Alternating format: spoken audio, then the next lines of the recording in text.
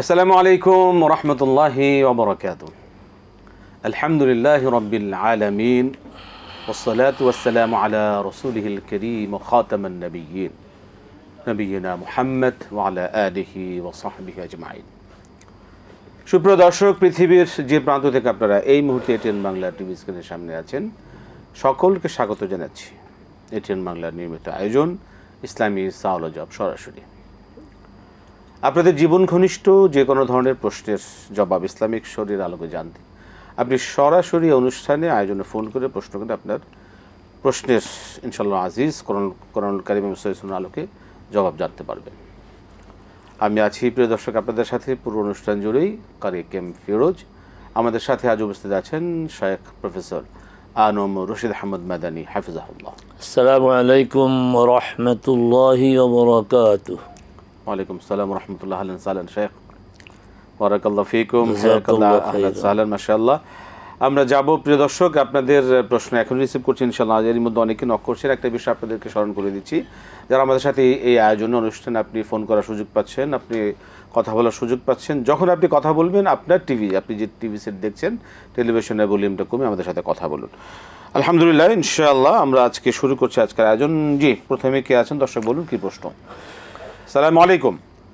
ওয়ালাইকুম সালাম ওয়া রাহমাতুল্লাহি ওয়া বারাকাতুহু। হুজুর আপনি ভালো আছেন? আলহামদুলিল্লাহ আলহামদুলিল্লাহ। ইনুস সাহেব বলুন। আমি সুনামদাস থেকে ইমুজ বলছিলাম। জি ইনুস সাহেব। রাসূল সাল্লাল্লাহু আলাইহি ওয়াসাল্লাম বলেন, যে ব্যক্তি সকাল এবং সন্ধ্যায় তিনবার করে রাদিতুল বিল্লাহি রাব্বান ওয়া বিল ইসলামি দীনা ওয়া বি মুহাম্মাদিন নবী ও রাসূলুল্লাহ পড়বে, হাসরের দিন আল্লাহ রাব্বুল আলামিন তাকে খুশি করে দেবেন। এটা কি হাদিস দ্বারা সমর্থিত? 2 নম্বর প্রশ্ন হলো হুজুর, লা ইলাহা ইল্লাল্লাহু ওয়াহদাহু লা শারীকা লাহু লাহুল মুলকু ওয়া লাহুল হামদু ওয়া হুয়া আলা কুল্লি শাইইন কাদির, এই দোয়াটি আমল করার পদ্ধতি এবং ফজিলত সম্বন্ধে যদি একটু বলতেন। হ্যাঁ, আর 3 নম্বর প্রশ্ন হলো হুজুর, আমাদের দেশে এই সুশীল সমাজ, রাজনৈতিক নেতৃবৃন্দ, বড় বড় ব্যক্তিরা প্রায়ই একটি কথা বলে থাকেন যে উৎসব যার যার ধর্ম, যার যার উৎসব সবার। আমি মনে করি যে একটা ডাহা অসত্য কথা। আপনারা কি মনে করেন? আমরা তো কিছু মনে করি না, কোরআন হাদিস কি মনে করে সেটা আমরা শুনবো। ধন্যবাদ আপনাকে। আপনার কোরআন হাদিসের আলোকে। জি জি জি, ধন্যবাদ ধন্যবাদ ইনুস সাহেব। জি শেখ, আমরা শুরু করতে পারি ইনশাআল্লাহ। اللهم لك الحمد حمد الشاكرين وصلي وسلم على رسولك الأمين وآله وصحبه ومن تبعهم بإحسان إلى يوم الدين. اللهم لا علم لنا إلا ما علمتنا إنك أنت العليم الحكيم. আমিন। প্রথম যে দুটি প্রশ্ন, এই প্রশ্নগুলোর আগেও এসেছে, আমরা একাধিকবার জবাব দিয়েছি। আমাদের দর্শকদেরকে বলবো যে একই বিষয়ে একাধিকবার যে কথাগুলো আসে রিপিট না করা, তাতে অনেকে বঞ্চিত হন। হ্যাঁ, রাদিতু বিল্লাহি রাব্বান, এটা সকালে 3 বার, সন্ধ্যায় 3 বার, হাদিস দ্বারা সমর্থিত। লা ইলাহা ইল্লাল্লাহু ওয়াহদাহু লা শারীকা লাহু লাহুল মুলকু ওয়া লাহুল হামদু ওয়া হুয়া আলা কুল্লি শাইইন কাদির, এটি আল্লাহ সুবহানাহু ওয়া তাআলার কাছে এক শ্রেষ্ঠ জিকির। কারণ রাসূল সাল্লাল্লাহু আলাইহি ওয়াসাল্লাম বলেছেন, খায়রু মা কুলতু আনা ওয়ান নাবিয়্যুনা ক্বাবলি, আমি এবং আমার পূর্ববর্তী নবীগণ যে জ্যাকেটটি সবচেয়ে উত্তম হিসাবে আমল করি সেটা হচ্ছে এটা যেটা আপনি বলেছেন। দেখেন, আমি পুরাটা বললাম না সময় বাঁচানোর জন্য। আচ্ছা, এটার আমলের সারা দিন আপনার বিভিন্ন পর্যায়ে আমল করতে হয়। বিশেষ করে সকালে 10 বার, সন্ধ্যায় 10 বার, ফজরের পরে 10 বার, মাগরিবের পরে 10 বার। এই দেখুন, এখানে অনেকে ঝামেলা করে যে সকাল মানে ফজরের পর আর সন্ধ্যা মানে মাগরিবের পর। এই কথা সত্য না। যদি সকালে 10 বার আবার ফজরের পরে 10 বার, তাহলে কোন 10 বার আমল করব আমরা? আর ফজরের পরে 20 বার বলেন রাসূল। এই জন্য যেখানে যা করা দরকার ওইটাই করতে হবে। আর সারা দিনে 100 বার, সারা দিনে 100 বার। তাহলে আমরা মৌলিকভাবে এই জ্যাকেটের 3টি আমল জানলাম। সারা দিনে 100 বার, সকালে 10 বার, সন্ধ্যায় 10 বার, মাগরিবের পরে 10 বার, আর ফজরের পরে 10 বার। মানে প্রত্যেক ফরজ সালাতের পরে তো এটা না, প্রত্যেক ফরজ সালাতের পরে লা ইলাহা ইল্লাল্লাহু ওয়াহদাহু লা শারীকা লাহু 10 বার বলা হাদিস দ্বারা সমর্থিত নয়। একবার করে শুধু ফজর আর জোহর একবার করে বলতে হবে। সুবহানাল্লাহ 33 বার, আলহামদুলিল্লাহ 33 বার, আল্লাহু আকবার 33 বার, তারপরে একবার। আর যদি কেউ আল্লাহু আকবার 34 বার বলে তাহলে আর এটা আলাদা করে বলার দরকার নেই। জি জি। ধর্ম যার যার, উৎসব সবার, এই কথাটি খুব আগে ছিল না, বিগত কয়েক বছর যাবত এটা সকল পর্যায়ে এই কথাটি বলা হচ্ছে, প্রতিষ্ঠিত করা হচ্ছে। উদ্দেশ্য ভালো না। ধর্ম যার যার, উৎসব যদি সবার হয় তাহলে এটা কি ঠিক হবে যে আমাদের কোরবানির পশুগুলি যখন জবাই করা হয় সেখানে আমাদের হিন্দু ভাইদেরকে আমরা আসতে বলবো? আমরা আসতে বলবো না, কারণ এটা তার ধর্ম অনুমোদন করে না, আর তারও আসবে না। তাহলে মুসলমান হয়ে আমরা কেন আপনার অন্য ধর্মের অনুষ্ঠানে যাব? অতএব ধর্ম যার যার, উৎসব তার তার, কথাটা ঠিক না। হ্যাঁ, রাজনৈতিকভাবে একটা কথা বলা যায়, সেটা হচ্ছে ধর্ম যার যার, দেশটা সবার। যেমন বাংলাদেশে আমরা মুসলমান, এই দেশ আমাদের, হিন্দু ভাইরা আছেন তাদের এই দেশ, আমাদের খ্রিস্টান বৌদ্ধ যারা আছে তাদের এই দেশ। তাহলে রাজনৈতিকভাবে এই কথাটা বলা যায় যে ধর্ম যার যার, দেশ সবার। এবং রাসূল সাল্লাল্লাহু আলাইহি সাল্লামের আমল থেকে ইঙ্গিত পাওয়া যায়। রাসূল সাল্লাল্লাহু আলাইহি সাল্লাম যখন মদিনায় আসলেন তখন তিনি মদিনা চুক্তি করলেন, যেটাকে মদিনা সনদ বলে। মদিনা চুক্তি এটা কিন্তু রাজনৈতিক চুক্তি, ধর্মীয় কোনো চুক্তি না। সেখানে ওই মদিনার কারা ছিলেন? ইহুদিরা ছিল, পৌত্তলিকরা ছিল, মুসলিমরা ছিল। আরও মজার বিষয় হচ্ছে মুসলিমরা সংখ্যা লঘিষ্ঠ ছিল, অমুসলিমরা সংখ্যা গরিষ্ঠ ছিল। তো ওই চুক্তির মূল কথা হচ্ছে এই মদিনা স্টেটটা সবার, আমরা যে যে ধর্ম পালন করি কিন্তু দেশটা আমাদের। ওখান থেকে কথা বলা যায় ধর্ম যার যার, দেশ সবার। কিন্তু ধর্ম যার যার, উৎসব সবার, এই কথা সঠিক নয়। সেক্ষেত্রে রাষ্ট্রীয় যেই বিষয়গুলো, উৎসবগুলো রয়েছে, সেই ক্ষেত্রে ধর্ম বর্ণ নির্বিশেষে আমরা অবশ্যই স্বাধীনতা দিবস, বিজয় দিবস, যেগুলি আমাদের রাষ্ট্রীয়, জাতীয় দিবস, স্বাধীনতা দিবস সবার, ওই যে ধর্ম সবার, ধর্ম যার যার, রাষ্ট্র সবার। আমাদের বিজয় দিবস সবার, স্বাধীনতা দিবস সবার, আমাদের ভাষা দিবস সবার, এগুলি সবার। কিন্তু কোরবানির ঈদ সবার না, রমজানের ঈদ সবার না, দুর্গাপূজা সবার না, তারপরে 25 ডিসেম্বর সবার না। চমৎকার শেখ, আপনি সুন্দর বলেছেন। কারণ এই উৎসবগুলো যেগুলো ধর্মীয় সাথে সংশ্লিষ্ট, সেটা ধর্মীয় লোকজনই এটাকে অবশ্যই, এবং আমরা সেখানে রাষ্ট্র হচ্ছে তাদেরকে এই ধর্মীয় অনুষ্ঠান পালন করার জন্য সার্বিক সহযোগিতা দিবে, তাদেরকে সার্বিক নিরাপত্তা দিবে। সেক্ষেত্রে অন্য ধর্ম লোকদেরকে এইভাবে তাদের কোনো ব্যাপারে তারা যেন কোনো রকম প্রেশারাইজ ফিল না করে, এই বিষয়ে তাদেরকে ইয়ে করা যাবে না। চমৎকার, আহসান শেখ, মাশাআল্লাহ, বারাকাল্লাহ ফিক। আমরা যাব পরবর্তী প্রশ্ন। দর্শক বলুন, কে আছেন, কি প্রশ্ন? আসসালামু আলাইকুম। ওয়ালাইকুম সালাম ওয়া রাহমাতুল্লাহি ওয়া বারাকাতুহু। জি বলবেন। জি বলুন।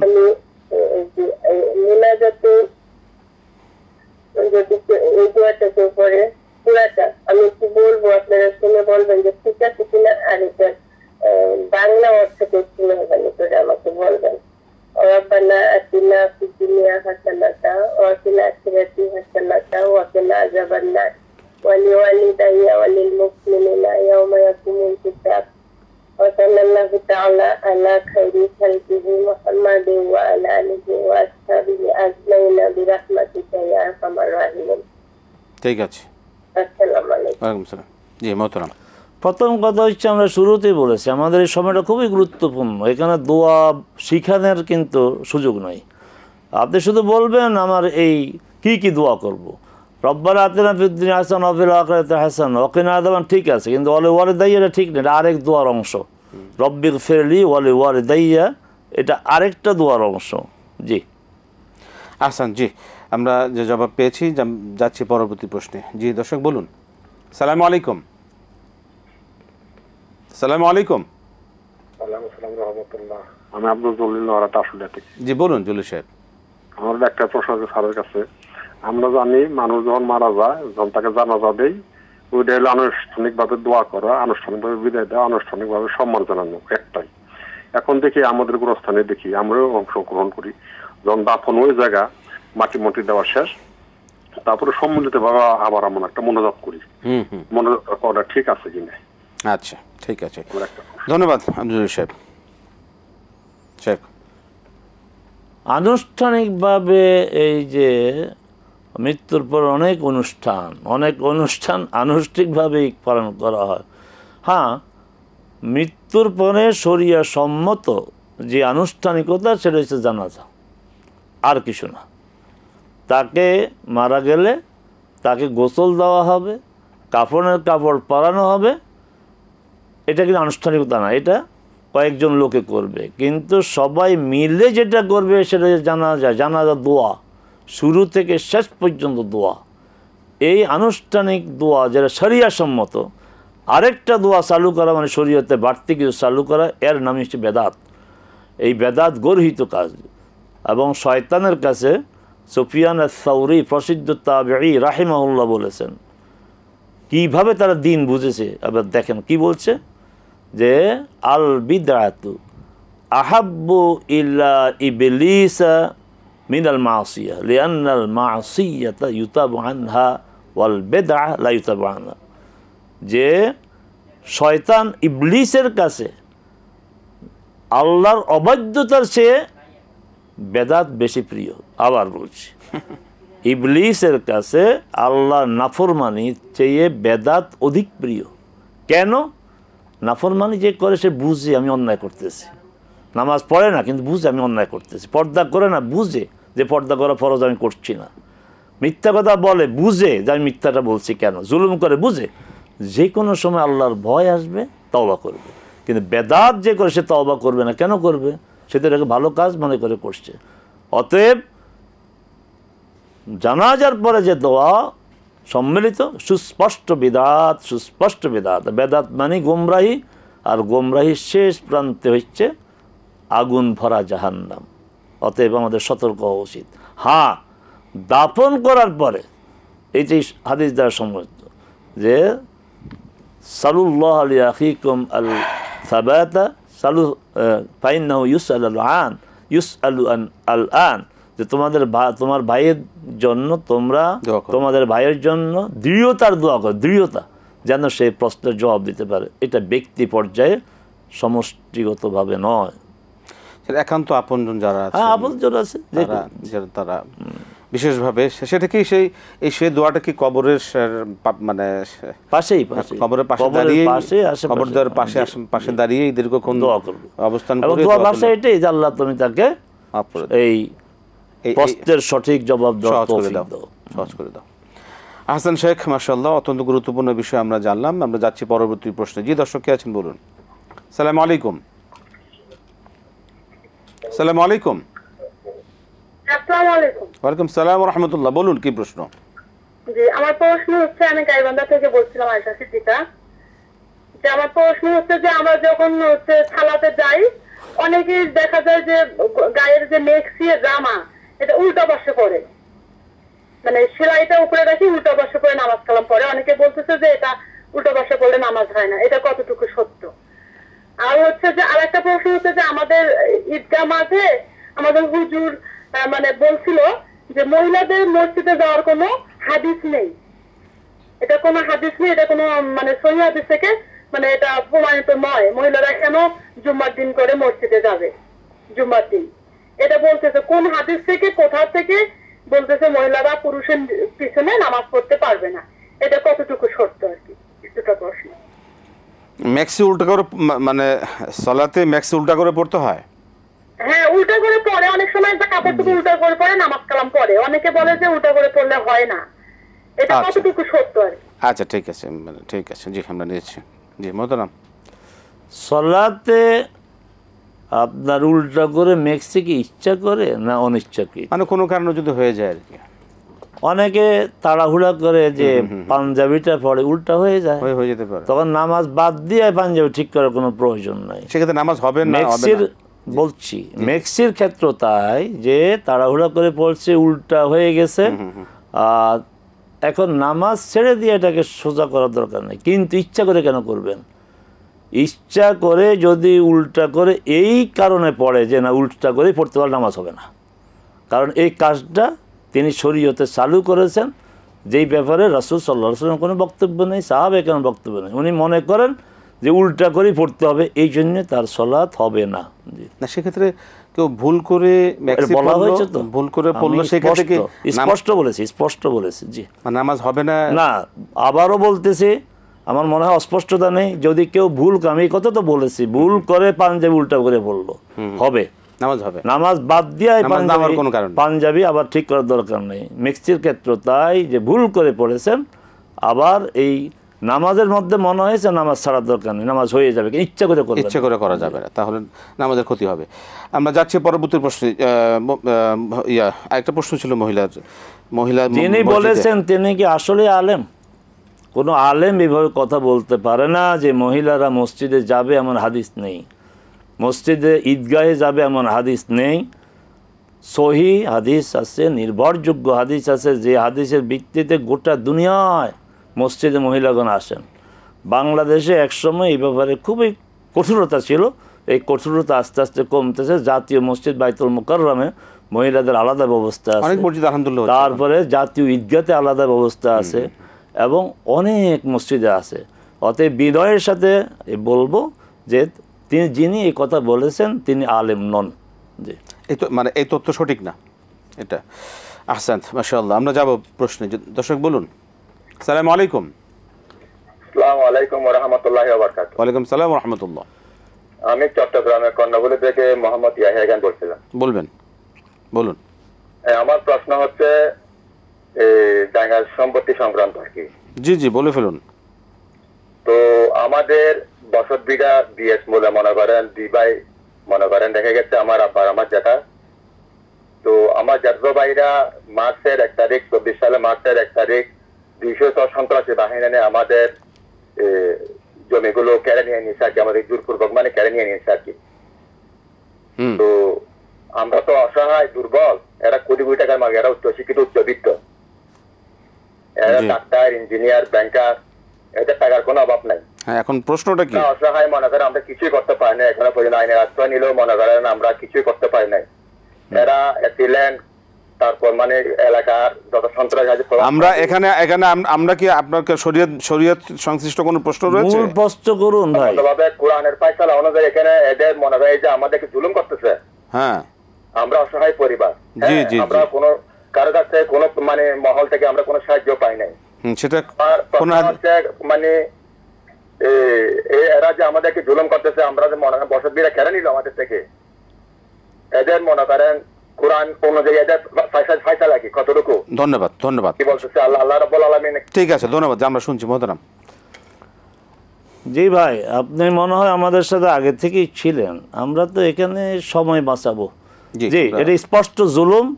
তাদেরকে এই জুলুমের জন্য আল্লাহর কাছে জবাব দিতে হবে। আখিরাতে তাদের নেক দিয়ে আপনাদের এই জুলমের আপনার ক্ষতিপূরণ দিতে হবে, আর আইনের আশ্রয় নেন। আল্লাহ পাক সহজ করে দেন, আল্লাহ পাক হেফাজত করুন এই জালেমদের কাছ থেকে। জি, আমরা প্রশ্নে যাচ্ছি, দর্শক বলবেন। হ্যালো, জি, আসসালামু আলাইকুম। ওয়ালাইকুম আসসালাম। জি, বলবেন কি প্রশ্ন? প্রশ্ন হলো আমার যে প্রত্যেক ফরজ নামাজের পরে যে ইমাম সাহেব যে মুনাজাত করেন, সম্মিলিত মুনাজাত, এটার বিধান কি ইসলামিক শরিয়া অনুযায়ী? আর এই যে সূরা হাসরের শেষ 3 আয়াত যে ফজরে হুজুর জোরে জোরে সব মুসল্লিগণ নিয়ে পড়েন, এটার বিধান কি? ঠিক আছে, ধন্যবাদ। শুনুন। জি, প্রতি ফরজ সালাতের পর সম্মিলিত মোনাজাত আমরা একাধিকবার বলেছি, বোধহয় বলতেই থাকবো। এটি সুস্পষ্ট বিদআত। রাসূল সাল্লাল্লাহু আলাইহি সাল্লাম তার জীবদ্দশায় কম বেশ 10 বছরে মদিনার বাইরে 18,000 ওয়াক্ত সালাত আদায় করেছেন সাহাবে কেরামকে নিয়ে। এমন এক ওয়াক্ত সালাতও কেউ প্রমাণ দিতে পারবে না যে তিনি এই সালাত শেষ করে তিনি সম্মিলিত মোনাজাত দিয়েছেন। সম্মিলিত মোনাজাত তিনি একটি উপলক্ষে দিয়েছেন, সেটা হচ্ছে ইস্তেসকা, বৃষ্টির জন্য যে সালাত, সেই সালাত। তাও আবার এখানে কথা আছে, সালাতের পরে তিনি সম্মিলিত মোনাজাত দেন নাই। সালাতের খুতবায় তিনি হাত তুলে দোয়া করেছেন, সাহাবে কেরাম হাত তুলে দোয়া করেছেন। অতএব সালাতের পরে যে ইস্তেসকার কথা বলা হয়, এটাও ঠিক না। ইস্তেসকার সালাতের আগে খুতবার সময় তিনি হাত তুলে দোয়া করেছেন, সাহাবা একরাম তার সাথে হাত তুলে আমিন আমিন বলেছেন, দোয়া করে। এই একটি মাত্র প্রমাণ আছে যে তিনি সম্মিলিত দোয়া করেছেন।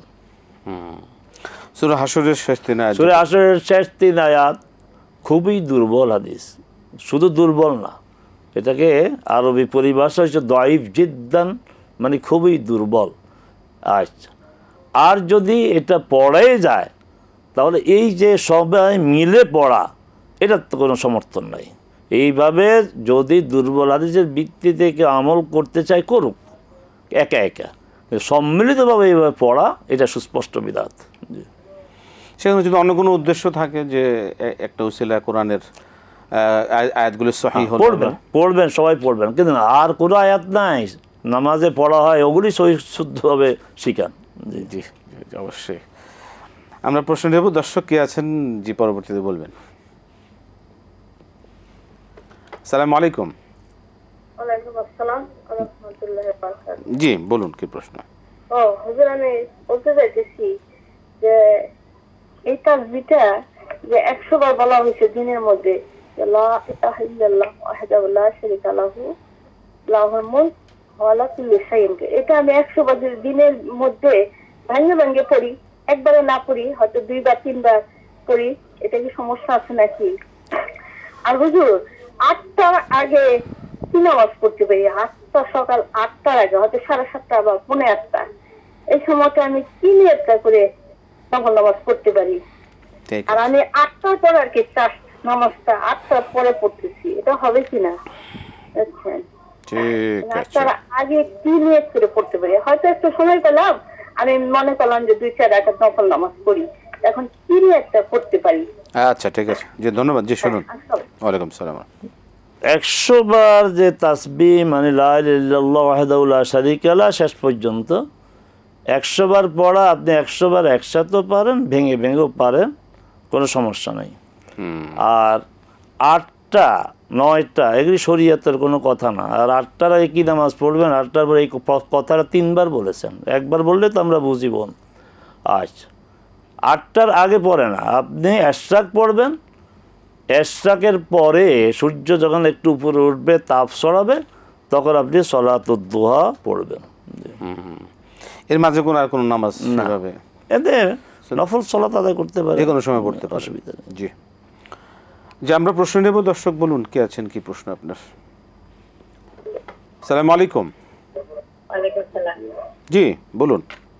আমি তো প্রশ্ন করবো, ওই জন্য একটু, জি বলুন। প্রশ্নটা হলো কি যে ওই যে মনে করেন আমি 4 রাকাত ফরজ নামাজ পড়ছি, হয়তো সুন্নত পড়লাম, ফজরে শুরু করলাম, হয়তো বা তখন আমার ফট করে রাকাত বা সেজদা ভুল হতো, সাউথটা আমরা দেই। তো এখন ওই 2 রাকাত সুন্নতে যদি ভুল হয়, তাই 2 রাকাত সুন্নত কমপ্লিট করে সাউথটা দেবো, না 4 রাকাত শেষ করে সাউথটা দেবো? জি ঠিক আছে, জি শুনুন, ধন্যবাদ। 2 সালাতের সাউসুজ্জা আপনি একসাথে কিভাবে দিবেন? ফজরের 2 রাকাত সুন্নত পড়েছেন, ভুল ওখানে হয়েছে, সাউসুজ্জা কি ফরজের পরে দিবেন? না, যেই সালাতের ভুল সেই সালাতের পরেই সাউসুজ্জা দিতে হবে। সুন্নতে ভুল, সুন্নতের সাউসুজ্জা সুন্নতেই দিতে হবে, ফরজেরটা ফরজে দিতে হবে। যে আবারও যাব প্রশ্নে, দর্শক কে আছেন পরবর্তীতে বলুন। আসসালামু আলাইকুম। আসসালামু আলাইকুম। আসসালামু আলাইকুম। ওয়ালাইকুম সালাম ওয়া রাহমাতুল্লাহ। জি বলুন, কি প্রশ্ন? জি বলবেন।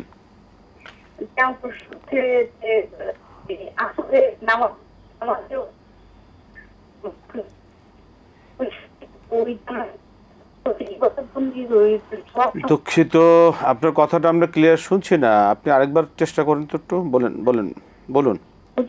জি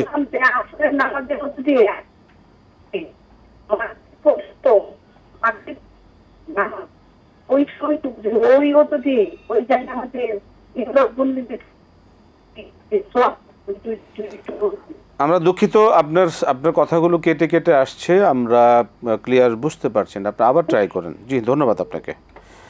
আমরা আসলে দুঃখিত, প্রশ্নটা নিতে পারিনি। যে আমরা যাচ্ছি পরবর্তী প্রশ্ন, দর্শক বলুন। আসসালামু আলাইকুম। এই প্রশ্নটা নিতে পারলাম না, পরবর্তীতে যে আছেন তিনি আসবেন। জি, আমরা যাচ্ছি তার কাছে। জি, আসসালামু আলাইকুম। ওয়ালাইকুম আসসালাম রাহমাতুল্লাহি ওয়া বারাকাতুহু। জি বলুন। হ্যাঁ হুজুর, আমি দুটো প্রশ্ন করব। জি বলুন। হ্যাঁ হুজুর, আমার 1 নম্বর প্রশ্ন হলো, কোন কি ইসলামী ব্যাংকে 5 লাখ টাকা রাখলে 6 বছর পরে সেটা ডাবল হবে, ওটা কি সুদ হবে? ঠিক আছে। আর 2 নম্বর প্রশ্ন হলো, আমার হাজবেন্ড এনজিও চাকরি করে, উনি একজন কর্মী, উদ্যোক্তারা ঋণ দেয়, উনি কর্মী হিসেবে কাজ করেন, মাসিক সাপ্তাহিক কালেকশন করেন। তো ওই যে টাকাটা আমি পাই, ওই টাকা কিছু সঞ্চয় করে আমি কিছু ব্যাংকে রাখি, তো ওই টাকাটা কি আমার জায়েজ হবে হুজুর? আপনার হাজবেন্ডের ইনকাম? হ্যাঁ, হাজবেন্ডের ইনকাম, হাজবেন্ড একজন এনজিওতে আছে, হ্যাঁ, কর্মী হিসেবে কাজ করেন। হাজবেন্ড আপনাকে দেয় মাসিক সাপ্তাহিক যা লোন কালেকশন করেন, ঠিক আর আছে। যা টাকা একটু খাওয়া দাওয়া করে একটু সঞ্চয় রাখে, ওইটা আমি একটু ব্যাংকে রাখি, ইসলামী ব্যাংকে রাখি। ঠিক আছে, জি ধন্যবাদ। ওইটা কি আমার জায়েজ আছে হুজুর? জায়েজ আছে কিনা, জি ধন্যবাদ। ওই টাকা দিয়ে কি ভবিষ্যতে কোনো হজ করা যাবে? আমার হজ করা হাজবেন্ড হজ যাবে। করতে চায়। ঠিক আছে ইনশাআল্লাহ। জি আমরা শুনছি, ধন্যবাদ, খুব ভালো প্রশ্ন। আসসালামু ওয়ালাইকুম সালাম। জি মোহতারাম। শরিয়া ভিত্তিতে যে পরিচালিত যে ব্যাংকগুলো আছে, আলহামদুলিল্লাহ বাংলাদেশে এখন পরিপূর্ণ 10টি ব্যাংক আছে যে ব্যাংকগুলো শরিয়ার ভিত্তিতে পরিচালিত হয়। আর শরিয়ার সৌন্দর্যে মুগ্ধ হয়ে অনেকগুলি কনভেনশনাল ব্যাংক তারা শরিয়া ব্রাঞ্চ করছে, অনেকে শরিয়া উইন্ডো করেছে। এটা আলহামদুলিল্লাহ শরিয়ার সফলতা। তো আপনি শরিয়া ভিত্তিক ব্যাংকগুলোতে আপনি যে কোনো মুডে ইনভেস্ট করতে পারেন, তারপর ডিপোজিট করতে পারেন, কারণ তাদের শরিয়া বোর্ড কর্তৃক এই বিষয়গুলি যাচাই বাছাই করে শরিয়ার সিদ্ধান্ত দেওয়া হয়। সেই সিদ্ধান্ত অনুযায়ী এসব আপনার যে তাদের প্রোডাক্টগুলো আছে, প্রোডাক্টগুলো পরিচালিত হয়, সমস্যা নেই। আর দ্বিতীয়টা আমি ভালো করে এটা হচ্ছে এনজিওতে ওনার হাজবেন্ড চাকরি করেন, তিনি সেখান থেকে যে লোন দেয়া হয় এনজিও, সেগুলো কালেকশন করেন, সেখান থেকে তিনি একটা ভাতা পান, সেই ভাতা থেকে তার হাজবেন্ড তাকে কিছু টাকা দেন, সেই টাকা তিনি জমা করেন। আপনার প্রশ্নে এই বিষয়টি ক্লিয়ার হয় নাই যে এনজিও যে কাজটা করে, সাপ্তাহিক যে কিস্তিগুলো আদায় করে, সেই এনজিওর এই যে প্রোগ্রামটা, কার্যক্রমটা, এটা শরিয়া ভিত্তিতে পরিচালিত কিনা। যদি লোন বেসড, সুদ বেসড হয় তাহলে না, আপনি যেটা রাখবেন ওইটা তো সুদের টাকা হলো, এটা বৈধ হবে না। আর যদি সে এনজিওর কার্যক্রম শরিয়া ভিত্তিতে পরিচালিত হয়, তাহলে আপনার স্বামী তারা পারিশ্রমিক পান, বেতন পান, তার একটা অংশ আপনি রাখতেই পারেন, সেভ করতেই পারেন, এবং এটা দিয়ে হজও করতে পারেন, কোনো সমস্যা নেই। কিন্তু মূল বিষয় হচ্ছে ওই যেই এনজিওটা, তার লেনদেন, তার কার্যক্রম কি সুদ ভিত্তিক, রেবা ভিত্তিক, না রেবা বা সুদমুক্ত, এটা হচ্ছে আসল বিষয়। জি, আমরা যাব প্রশ্নে, পরবর্তীতে দর্শকের কাছে। দর্শক বলুন। সালাম আলাইকুম। ওয়ালাইকুম আসসালাম। জি বলুন। আমি পীর মুরিদ সম্পর্কে একটু জানতে চাই, আসলে বায়াত হওয়া যাবে কিনা, বায়াত হওয়া লাগবে কিনা? এটাই প্রশ্ন। জি জি। আর মিলাদ, অনেকজন বলে মিলাদ নাই, মিলাদ করা যাবে না, এই বিষয়ে পীর কি ঠিক করছেন কোথাও কোথাও, মানে নির্দিষ্ট করছেন কিছু পীরটির, না এমনি জানতে চাচ্ছেন? আচ্ছা ঠিক আছে, ঠিক আছে, ধন্যবাদ। জি মোহতারাম। পীর বয়াত অর্থ শপথ নেয়া।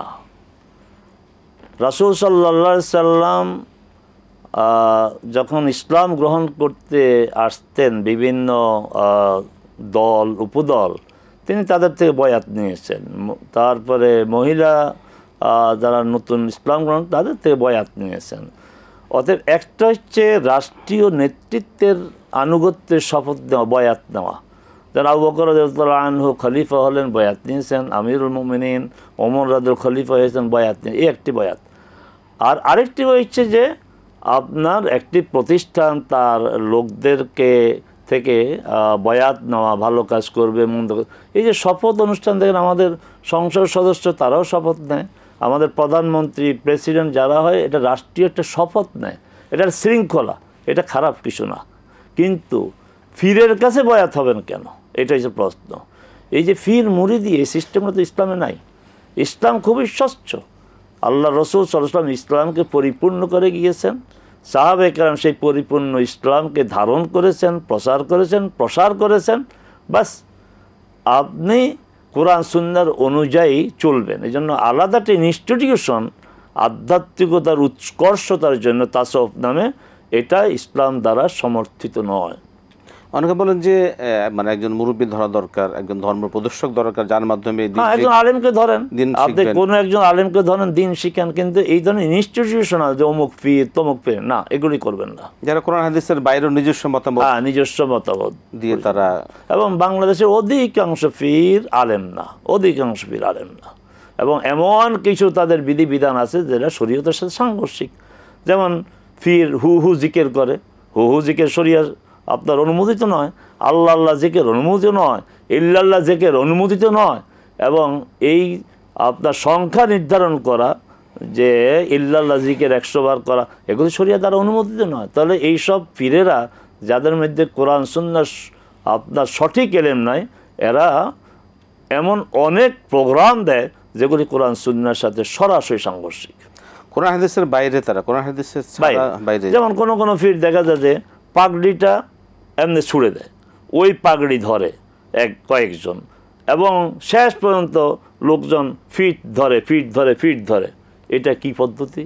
এটা কি রাসূল সাল্লাল্লাহু আলাইহি ওয়াসাল্লাম করেছেন? সাহাবায়ে কেরাম করেছেন? এটা সম্পূর্ণ শরিয়া পরিপন্থী কাজ। এতে এর সাথে শরিয়ার কোনো সম্পর্ক নেই। মানে পীরের রশি ধরে, যত বড় আলেমই হোক না কেন, যত বড় আলেম হোক, সেই যদি কোরআন হাদিসের সঠিক আলেম হয়, সঠিক ধারণা তার মধ্যে থাকে, সেই কাজটি করতে পারে না।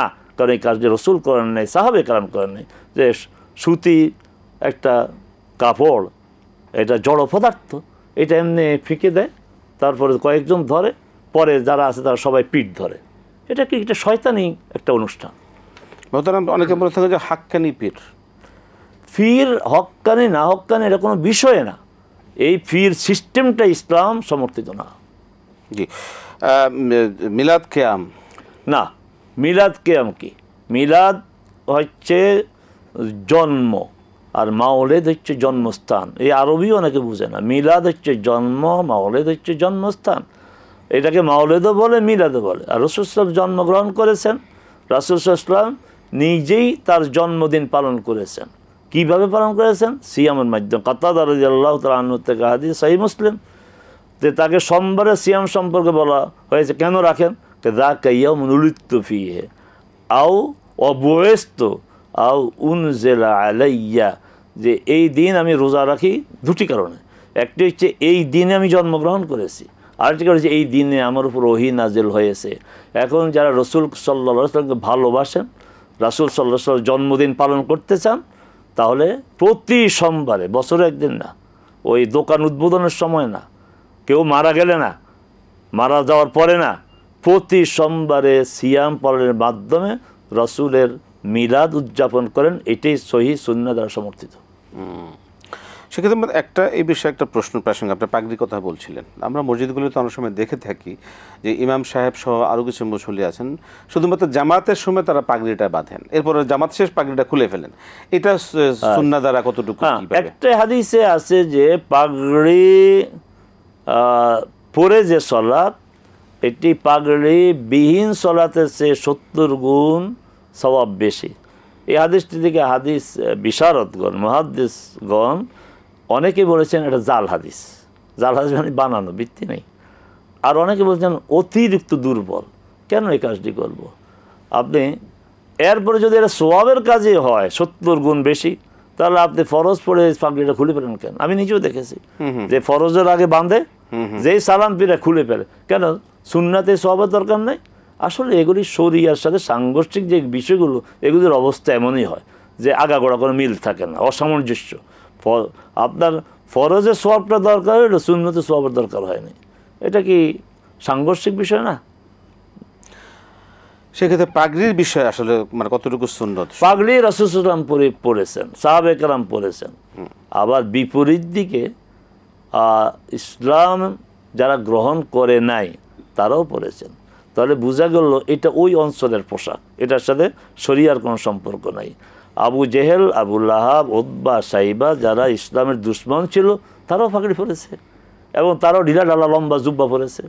মুহাম্মদ সাল্লাল্লাহু আলাইহি ওয়াসাল্লাম ইসলাম গ্রহণ করার আগে যে পোশাক পরেছেন, ইসলাম গ্রহণের পরে ওই পোশাকই পরেছেন। এমন কোনো প্রমাণ নাই যে রাসূল ইসলাম নবী হওয়ার আগে একটা ড্রেস ছিল আর নবী হওয়ার পর তার ড্রেস কোড চেঞ্জ হয়ে গিয়েছে। ওই সময়ে যে প্রচলিত ড্রেস ছিল তিনি ওইটাই পরেছেন। হ্যাঁ, ইসলাম আসার পরে কিছু মৌলিক নীতি দিয়েছেন, সেই মৌলিক নীতির মধ্যে যে পুরুষরা রেশম পরবে না, তাহলে একটা মৌলিক নীতি হয়ে গেল। তারপরে হচ্ছে যে আপনার টাকনুর নিচে কাপড় ঝুলিয়ে পরবে না, এগুলি মৌলিক নীতি হয়েছে। অহংকার প্রদর্শিত হয় এমন পোশাক পরবে না, এগুলি মূল নীতি। তারপরে স্বর্ণ, আর মেয়েদের এমন পোশাক পরবে ঢিলা ঢালা যেন তার শারীরিক গঠন প্রকাশিত না হয়। হ্যাঁ, তখন জাহেরি সমাজও মেয়েরা ওই আপনার আটসাট পোশাক পরতো না, ঢিলা ঢালা পোশাকই পরতো। আচ্ছা, তাহলে এইভাবে কিছু মূলনীতি দেওয়া হয়েছে।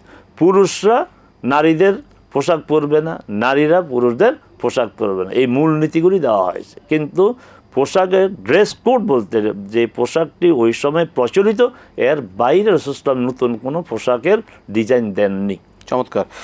এই একদম কোরআন সুন্নাহর আলোকে শাক আপনি বলছিলেন যে পোশাকের ক্ষেত্রে অনেকে বলে থাকেন যে লিবাসুত তাকওয়া, তাকওয়ার পোশাক। হ্যাঁ, লিবাসুত তাকওয়া হচ্ছে এমন পোশাক যার মধ্যে অহংকার দম্ভর প্রকাশ ঘটবে না, শরীরকে পুরুষরা তো শরীরকে আবৃত করতে হবে।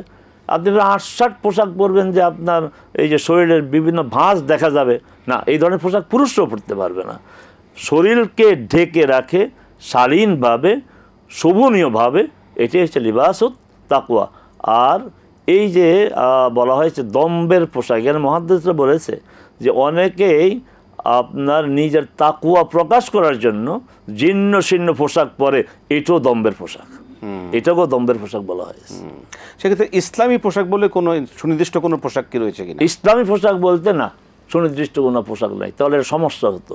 কারণ মুসলমানরা সারা দুনিয়ায় ছড়িয়ে আছে এবং বিভিন্ন দেশে বিভিন্ন আবহাওয়া, তো আবহাওয়ার কারণেই পোশাকের চেঞ্জ করতে হবে। আপনি ইউরোপ আমেরিকা যদি ঢোলা ঢোলা পোশাক পরে চলবে না, প্রচণ্ড শীত। আবার যদি সৌদি আরবে আপনি একদম টাইট পেয়ে একদম শরীরের সাথে আটসাট পোশাক, না, এখানে চলবে না। অতএব পরিবেশ, পরিস্থিতি, আবহাওয়া সব কিছুর সামনে রেখেই পোশাক পরতে হবে। শেখ, আমাদের আরো এই বিষয়ে আরো কিছু প্রশ্ন ছিল, আসলে আমাদের সংশ্লিষ্ট আজকে সময় শেষ হয়ে গেল। আপনাকে অসংখ্য ধন্যবাদ। জাযাকাল্লাহ খায়র, বারাকাল্লাহু ফিকুম, হায়াকাল্লাহ, মাশাআল্লাহ। প্রিয় দর্শক, আলহামদুলিল্লাহ, আমরা শুনছিলাম আপনাদের মূল্যবান প্রশ্নের আলোকে, কোরআন সুন্নাহর আলোকে আমাদের জীবনটা কিভাবে আমরা সাজাতে পারি, শিরক বেদাত মুক্ত হয়ে আমাদের ইবাদতগুলো কিভাবে আমরা সহিহ, শুদ্ধ, সুন্দর করতে পারি। জীবনের প্রতিটি ক্ষেত্রে ইসলাম আমাদেরকে বিধান দিয়েছে, নিয়ম দিয়েছে, আল্লাহ রাসূলগণ আমাদেরকে সেগুলি দেখিয়ে গেছেন। আলহামদুলিল্লাহ, আমরা সেভাবে আমরা চলবার চেষ্টা করব। আল্লাহ পাক আমাদেরকে তৌফিক দান করবেন, জানার মানার চেষ্টা করবেন ইনশাআল্লাহ। আজকে শেষ করছি প্রিয় দর্শক, বিদায় নিচ্ছি। আসসালামু আলাইকুম ওয়া রাহমাতুল্লাহি ওয়া বারাকাতুহু।